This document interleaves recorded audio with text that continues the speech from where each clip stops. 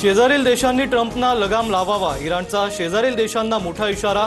तर ट्रम्पना न रोखल्यास तेल $200 प्रति बॅरलनं मिळणार, इराणचा इशारा। भारत आपल्या ऊर्जेची गरज आणि नागरिकांच्या सुरक्षेसाठी पूर्णपणे कटिबद्ध, युद्धावर एस जयशंकर यांचं संसदेत निवेदन। 4 मार्चला इराणी जहाजाला आश्रय दिल्याचीही दिली माहिती।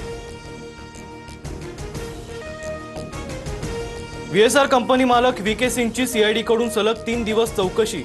अजित पवारांच्या अपघात प्रकरणात माझी चूक असेल तर कठोर शिक्षा करा, VK सिंगचं वक्तव्य। VSRची विमानं सुस्थितीत असल्याचाही दावा। VK सिंग कुणाची नावं घेईल या भीतीमुळे त्याला वाचवलं जातंय का, रोहित पवारांचा सवाल।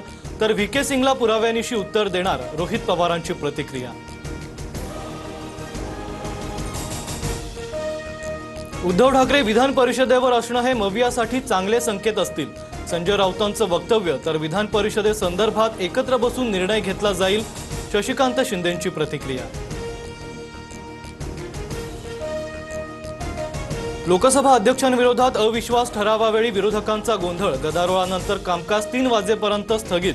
अध्यक्ष ओम बिर्लांकडून पक्षपाती भूमिका असल्याचा विरोधकांचा आरोप।